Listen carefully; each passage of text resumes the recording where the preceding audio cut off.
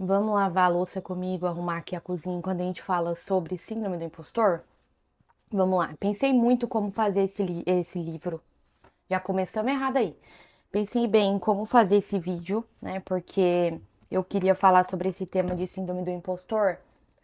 E eu tava fazendo a impostora pairar sobre mim. Porque eu tava pensando na melhor estratégia de gravação, se eu gravava no meu escritório, se eu gravava na rua, se eu gravava.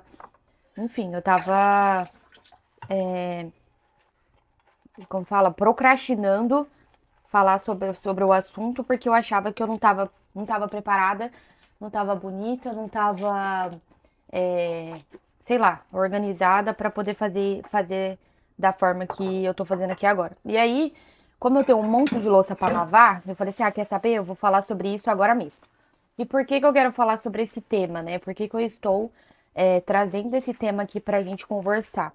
Essa semana aconteceu uma coisa muito boa, mas ao mesmo tempo que me fez refletir. Ai, deixa eu só arrumar aqui meu aparelho no ouvido, porque ele tá apitando. Ó, esse vídeo vai ser bem caseirão, tá? Então, se você caiu de paraquedas aqui, eu gravo vlog, eu falo sobre a minha vida no geral. Tô começando a trazer algumas pautas aqui sobre alguns temas que eu trato na terapia e então é assim, é um negócio bem raiz, bem rotina de verdade. E aí, gente, essa semana aconteceu uma coisa muito legal, mas que me fez refletir em bastante coisa. Eu trabalho com tecnologia, né? Como eu falei em alguns vídeos aqui atrás.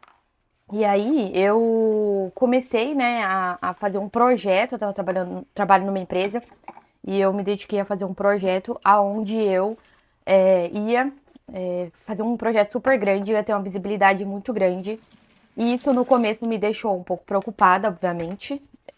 Pra falar preocupada é uma palavra bonita, né?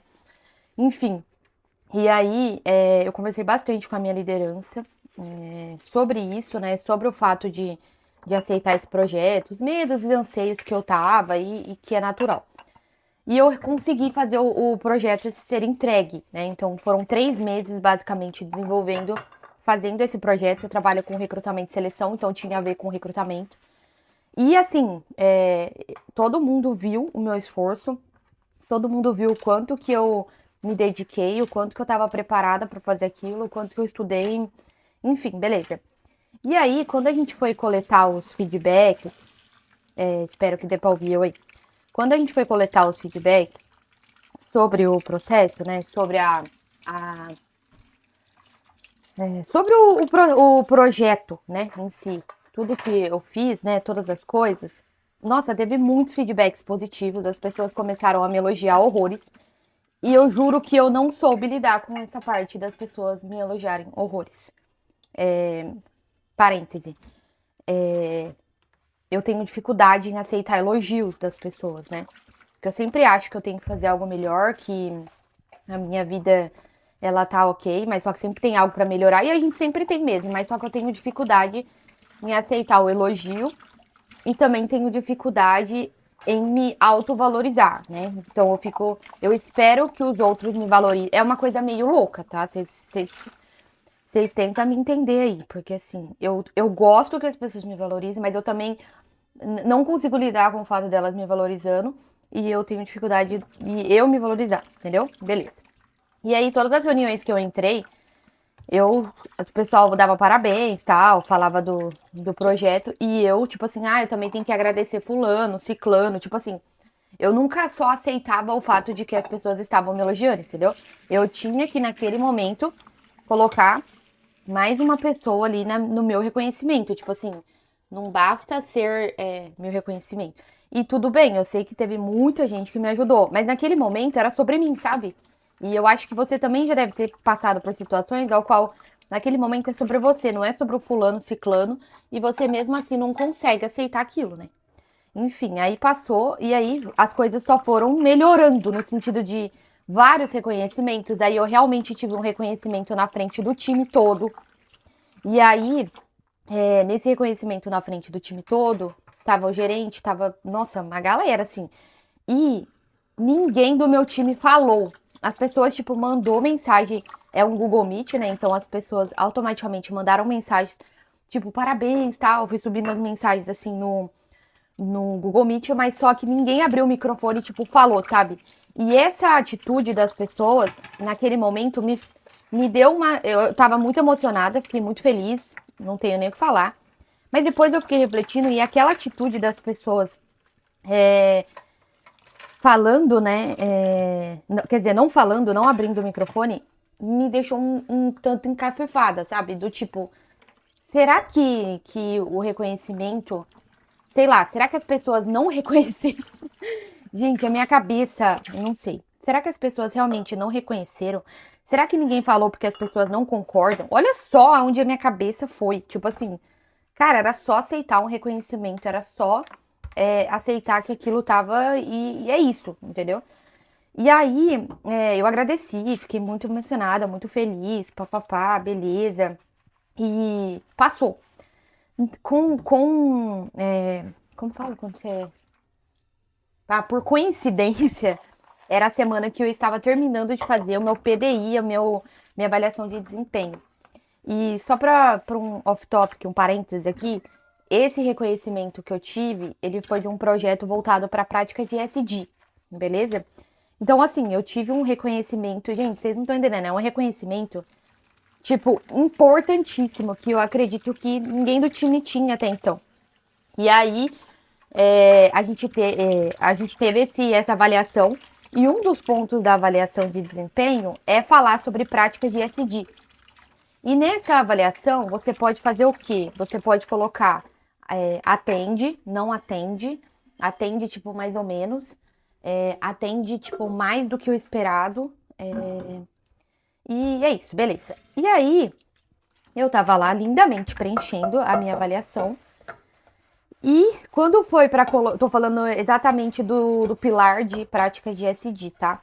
Quando foi para eu colocar que eu está a nota de SD, eu coloquei o meu mouse no 4, que é tipo atende mais do que o esperado, mas eu fechei a avaliação com 3. E aí um minuto deu um segundo de silêncio para vocês refletirem o quanto que a síndrome do impostor ela me pegou naquele momento, né? E depois você me conta aí nos comentários se você já passou por isso, se você jurava no seu interior que, meu, é isso, eu acho que eu mereço mais do que isso, mas só que daí na hora de ganhar o 10, na hora de você colocar o 10 para você mesmo, você não consegue colocar o 10 para você mesmo. E aí, eu terminei minha avaliação, beleza? Entreguei minha avaliação. Quando eu fui apresentar, a minha liderança falou assim: Bianca, como assim você colocou essas notas aí e tal? Um outro pilar também. Ela deu exemplo de 2 pilares lá que eu coloquei notas mais baixas. E eu cheguei à conclusão que eu tenho muita dificuldade de falar, de dar nota boa pra mim. Que eu tenho muita dificuldade de aceitar que eu sou boa naquilo que eu faço, né? E tá tudo bem também ser bom naquilo que você faz. E aí eu fiquei mais encafifada ainda, né? Com essa situação, porque, putz, eu fui lá, dei uma nota menor pra mim, sendo que eu mesma acredito que eu merecia uma nota maior, né? E as pessoas na avaliação, porque quando eu fui fechar a avaliação, basicamente 90% das pessoas colocaram nota maior do que eu coloquei. E aí não dá, né, gente? Aí eu precisei levar esse tema para a terapia, porque onde já se viu, né? Onde já se viu falar, você pensar que você é boa numa coisa, você não conseguir mostrar isso nos números, nos dados, né? Ou melhor, você não conseguir responder essa pergunta baseado a dados, porque se eu tivesse levantado dados, né? Se eu tivesse pensado em dados, colocar o atende mais do que o esperado era o natural para mim. Se eu tivesse olhado para dados. Mas eu me diminuí. Eu me diminuí, sendo bem sincera, eu me diminuí. Eu tive muita dificuldade de me avaliar positivo. E depois que eu terminei a minha avaliação, eu entendi, né? Eu realmente, putz, real, eu deveria ter colocado uma nota maior para mim. E aí eu levei isso na terapia, né? A gente tava conversando e eu até falei pro psicólogo que eu queria fazer um vídeo contando dessa minha experiência, porque talvez sei lá, pudesse conversar um pouco com outras pessoas, assim, que também tem essa síndrome do impostor, esse medo, essa insegurança. Mas não tem uma dica, né? Então, assim, esse vídeo não é um vídeo de dica, não tem uma. Tipo assim, ó, se você fizer isso, você vai eliminar a sua síndrome do impostor. Se você fizer isso, você vai. Não tem, entendeu? Se tivesse, gente, olha, eu já tinha feito, porque, né? Não é fácil. Mas aí, eu conversando com o psicólogo, a gente conversou e entendeu. Eu consigo entender da onde que vem essa síndrome do impostor. Por isso que é tão importante a gente fazer terapia, pra gente poder pensar na nossa vida, nas coisas que a gente faz e entender da onde que tá vindo. Ah, da onde que tá vindo esse sentimento? Ah, por que que eu tô sentindo isso? Por que que eu não tô, né? E eu acho que o fato de eu falar com um psicólogo não foi nem para eu ter uma resposta do que fazer ou não. E quando eu falei com ele, eu entendi que assim, na verdade não tem uma resposta. A gente vai conviver com isso durante a nossa vida toda, porque nossa vida não é linear. E foi isso que eu falei pro psicólogo também, né? Eu falei assim, a nossa vida ela é altos e baixos. Então tem dia que eu tô me achando super confiante, tem dia que eu não tô, né? Mas a gente não pode brigar com dados, né, gente? E mesmo com os dados, eu fiz o favor de ir lá e clicar no menos, né? Então, o objetivo desse vídeo era a gente conversar um pouco sobre isso, né? Entendendo que a gente não vai estar bom o tempo todo em tudo, obviamente, né? Mas a gente também tem pontos positivos, nós temos pontos que fazem a gente se destacar, né? Uma das estratégias que eu comecei a usar para poder facilitar essa minha absorção sobre eu mesma, né?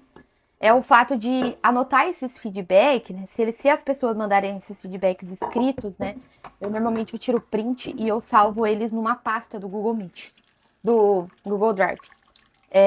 Por quê? Porque daí lá dentro do Google Drive fica as informações. Sempre que surge uma dúvida, um medo, uma insegurança, tipo assim, será que realmente sou boa nisso? O que eu faço? Eu vou lá nesse Google Drive e eu leio os feedbacks, né? É uma forma que eu achei do meu corpo, do meu cérebro trabalhar com o fato de que eu posso ser bom em alguma coisa e tá tudo bem, sabe?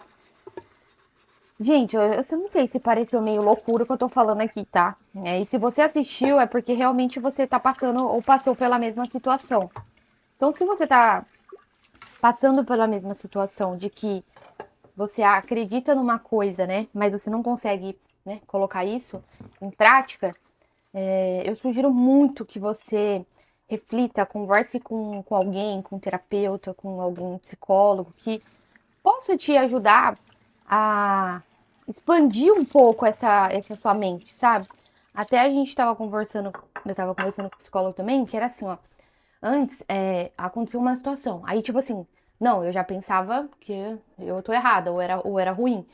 Agora eu consigo abrir um pouco mais a caixinha. Então, por exemplo, estamos falando, vou dar um exemplo do meu trabalho. Quando a pessoa ela não aceita uma proposta que eu enviei. Quando eu fazia a proposta e a pessoa não aceitava, eu já falava assim, sou péssima, sou ruim, o que eu fiz de errado, o que eu não. Enfim, exemplo, né? E não necessariamente você é ruim, não necessariamente, né? Você fez alguma coisa errada, porque às vezes você fez o processo certo, mas aquela pessoa não quis e tá tudo bem. E aí é isso, de expandir um pouco a caixinha. Ah, beleza, vamos dar uma chance pra pensar que talvez o problema não seja você, que o problema seja talvez o outro, né? Que tipo, o outro também tem desejos e sonhos e ambições. Então esse abrir a caixa tá me fazendo ficar mais confortável, parar de me cobrar tanto, sabe? Tipo de situações que eu não tenho controle. Não tem controle nenhum. Não tem controle sobre se a pessoa vai aceitar a minha proposta de trabalho, se ela vai gostar da minha vaga, se ela vai. A vida. Olha só, tem uma carta proposta, mas do outro lado é uma vida, tem uma pessoa, tem uma família, tem muitas coisas que podem influenciar nesse aceite dessa proposta, né? Então, gente, hablei aqui, mas eu queria muito não esperar o momento certo pra fazer as coisas, né? Então não ficar ali, vou arrumar meu setup bonitinho pra fazer, porque senão eu ia ficar me enrolando, né, procrastinando.